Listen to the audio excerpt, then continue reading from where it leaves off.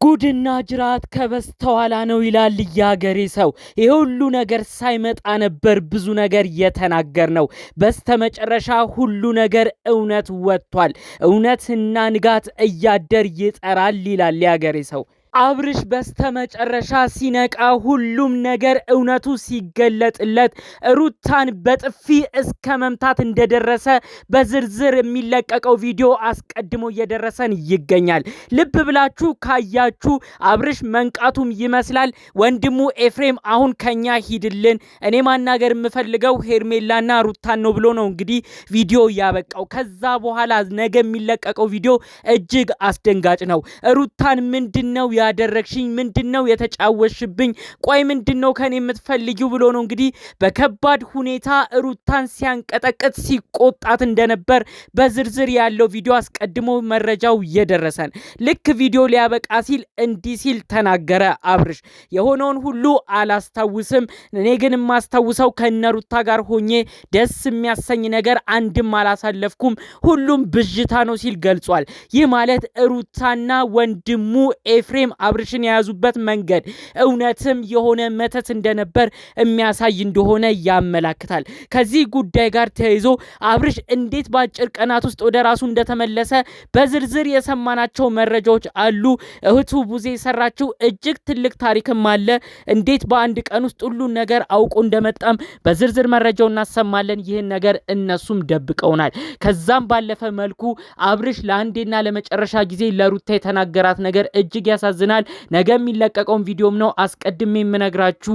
የእውነት ሩታ ትዳሯን የመለሰች መስሏት የሰራችው ከባድ ስህተት በስተመጨረሻ አብርሽ አይንሽን ላፈር ብሎ እንዲናገራት ነው ያደረገው። አንድ በአንድ አብርሽ ለሩታ የነገራትን ነገርና ስላደረገችው ነገር ሁሉ በደሉን አውጥቶ የዘረገፈውን ነገር አስደምጣችኋለሁ። እባካችሁ 2 ደቂቃ ብቻ ሰጣችሁ እንድትሰሙኝ፣ ከዛም ደግሞ ለሐቅ ለእውነት ብላችሁ ኮሜንት ሰጣችሁ እንድትፈርዱ ነው በማክበር እምጠይቃችሁ።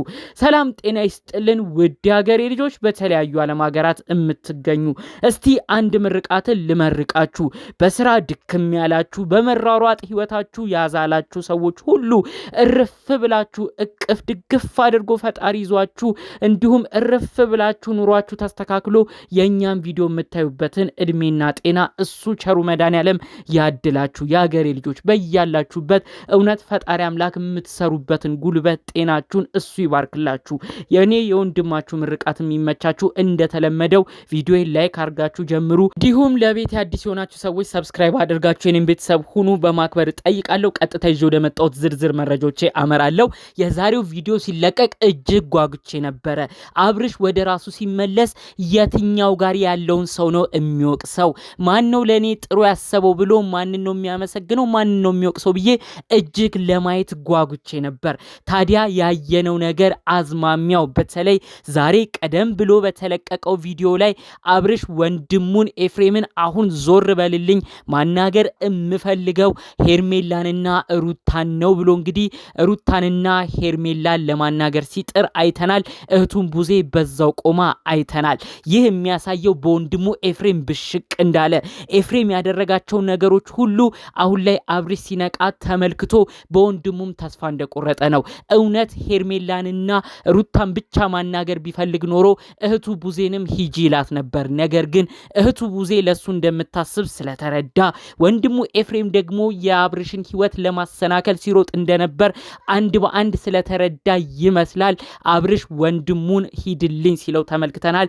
ወንድሙ ኤፍሬም ራሱ እጅግ ባዘነ መልኩ ዳኒን እሺ ሂድልኝ አልክ እኔንም ሂድልኝ እንዴት ትላለ ብሎ ተሰምቶት ሲናገረው ነበር። ኤፋ እኛ ብዙ ያልንክ ለዚህ ነበር። የወንድምነትን ማዕረግ ዝቅ አታድርግ። አንተ ትልቅ ቦታ በቤተሰብ ተሰጥቶ አንተ ግን እንደ ጠላት እየሰራህ ነው። በወንድምህ ላይ ሴራ እያሴርክ ነው። ይህ ወንድምህ የነቃለታ አንተን እንደማንም ሰው ይገፋል ብለን ነበር። ይኸው ይህንኑ ነው እየተመለከትክ የምትገኘው። ገና ካሁኑ ተቅበዝብዛል። ኤፍሬም ራስ ባንደበት ደንግጠ ዳኒን ሂድ እንዳልከው እኔን ወንድምህንም ሂድ አልከኝ ብለ አዝናሃል። ገና ምን አይተሃል?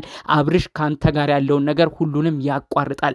ታዲያ ከዚህ በመቀጠል ደግሞ ብዙዎች ሊያውቁት የጓጉት በተለይ አብርሽ ወደ ራሱ ሲመለስ ሄርሜላ ነች ያፈዘዘችን ብሎ ነው የሚናገረው ወይስ ሩታን ነው? በመቀጠልስ ማንን ነው የሚወቅሰው ብሎ ብዙ ሰው ለማጓጓቶ ነበረ። የቪዲዮን አዝማሚያ አጀማመሩ ልብ ብላችሁ ካያችሁት መጨረሻም ላይ አብርሽ ቪዲዮ ሊያበቃ ሲል ዛሬ ቪዲዮ ላይ ሲናገር ከሰማችሁት በደንብ ልብ ካላችሁትም አብርሽ እንዲህ ብሎ ነበረ። ከሩታ ጋር ሆኜ ምንም የተደሰትኩበት ጊዜ የለም፣ ምንም ጥሩ ነገርም አላስታውስም ብሏታል። በቀጣይ ነገ የሚለቀቀው ቪዲዮ ደግሞ ሩታ ልክ ልኳን ሲነግራት ላለፉት ሳምንታት ያህል ስትጫወትበት እንደነበር አፍዛ አደንግዛ ትዳሯን የመለሰች መስሏት ብዙ ነገር እንዳደረገችው ነው አንድ ባንድ አብርሽ የሚነግራት። ለዛም ነው ከእህቱ ቡዜ ጋር ሆኖ ዛሬ የመጣው። ቡዜ ሁሉ ነገር ወንድሜ ይገልጠዋል ብላ ስትናገር ነበር። ቡዜ ከሚዲያም የጠፋችው ወንድሟ አብርሽን እየተንከባከበች በተለያዩ ቦታዎች ላይም ጸሎት ወደ ራሱም እንዲመለስ የተለያዩ ነገሮችን እያስደረገች እንደነበርም በዝርዝር መረጃውን ሰምቻለሁ። ትዝ ካላችሁ አብርሽ ለ3 ቀናት ያህል ጠፍቶ ነበር። በተለይ 500,000 ሰብስክራይበሩን ከማክበሩ በፊት እንዲሁም ደግሞ ቡታጅራ ሄዷል ተብሎ ከተወራው ዜና በኋላ ለ3 ቀናት ጠፍቶ ነበር። በእነዚህ ቀናቶችም ቡዜም አብራ ጠፍታ ነበር። ይህ የሚያሳየው ቡዜ ወንድሟን አብርሽ እንዲድን የተቻላትን እያደረገች ስትንከባከበው ቆይታ እንደነበር ነው። በስተመጨረሻ ሁሉም ሐሳቧ የተሳካ ይመስላል። ሁሉንም ደግሞ አስመልክቶ አብርሽ ከዚህ በኋላ አንድ ባንድ እየተናገረ እሱ ጥሩ የሆኑለትን እያመሰገነ በተቃራኒው እሱን ቁልቁል እንዲጓዝ ሲያደርጉ የነበሩትን እነ ኤፋን እነ ሩታን ደግሞ የሚከስበት ጊዜ እንደሆነ ነው ሁላችንም በቀጣይ እንደምንመለከት በዚሁ እምነግራችሁ። በተለይ ኤፍሬም ወንድሙ የገዛ ወንድሙን የአብርሽን ንብረት በተመለከተ መኪናውን ለመንዳት ንብረቶቹን በማንቀሳቀስ ብዙ ሀብትን ባንዴ ለማግኘት ሲል አብርሽን አፍዞ ከሩታ ጋር ተማክሮ ወደ ውጪ ሊልከው እንደነበርም አብርሽ አሁን ላይ እንደሰማ ይህንንም በደንብ እንደነገሩት በተለይ ካስታወሳችሁ የዛሬ 15 ቀን የተለቀቀ አንድ ቪዲዮ ነበር። ያም ቪዲዮ ሩታ እንግዲህ አብርሽን ይዤ ወደ ሆነ ሀገር ሄዳለሁ ብላ ከኤፋ ጋር ተመካክረው ኤፋ የአብርሽን መኪና እየነዳ አብርሽን ጭነው ወደ ውጪ ይዘውት ሊሄዱ ሲሉ እንግዲህ እነ ቡዜ ደርሰው ቦታው ላይ አግደዋቸዋል። አብርሽም ወደ ውጪ እንዳይወጣ አድርገዋል። የዛኑ ቀን ነበር አብርሽም ራሱን ስቶ ወደ ሕክምና ቦታ አምርቶ በሁኔታው ሁሉ ተደናግጠው እንግዲህ አብርሽ ወደ እህቶቹ ቤት እንዲሄድ ሁሉ የሆነው። ስለዚህ ይህንን ነገር ራሱ አንድ ባንድ ሲነግሩት ነበር። ኤፋማ ለአንተ ምን ጥሩ ያስባል? አንተን አፍዝዞ አንተን አደንዝዞ ወደ ውጪ ወደ ሩታ ጋር ሄደክ ጠቅልለህ ኑሮውን በሌላ በማይታወቅ ሀገር ልታረግ እንደፈለገ ከዛም በመቀጠል ያንተ መኪና ሁሉ እሱ ሊዝናናበት እንዳሰበብ ነው ብዙ ነገር የነበረው ብለው ነው እንግዲህ ለአብርሽ አንድ ባንድ ሲያስረዱት እንደነበር የተለያዩ መረጃዎችን እየሰማን የምንገኘው። ታዲያ ያንንም አስመልክቶ ይመስላል አብርሽ እጅግ በሁኔታው ተስፋ በመቁረጥ እኔ ለኔ ያለኝ ማን ነው?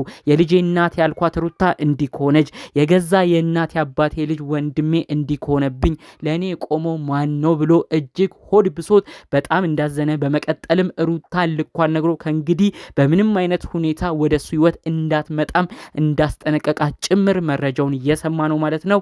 ተመልከቱ። ትዳሬን እመልሳለሁ ብላ በፍጹም በማታስበው መልኩ ጭራሽ ከአብርሽ ጋር እስከ መጨረሻው የሚያቆራርጥ ነገር ውስጥ ገባች። ይሄ ነገር እንዳይመጣ ነበር ብዙዎቻችን የለፈለፍ ነው። በስተመጨረሻ ግን የሁሉ ነገር ሆነ። ከእንግዲህ እኔና ሩታን የሚያገናኘን የልጃችን የልዑል የጋራ ጉዳይ ነው። ከዛ ውጪ እኔም በሷ ህይወት መግባት አልፈልግም፣ እሷም በእኔ ህይወት እንዳትገባ ሲል ነው ሉትን ሁኔታዎች አንድ ባንድ ሲያስረዳ የነበረው። ተመልከቱ። ሩታና አብርሽ ጭራሽ የሚቆራረጡበት ነገር ነው የተፈጠረው።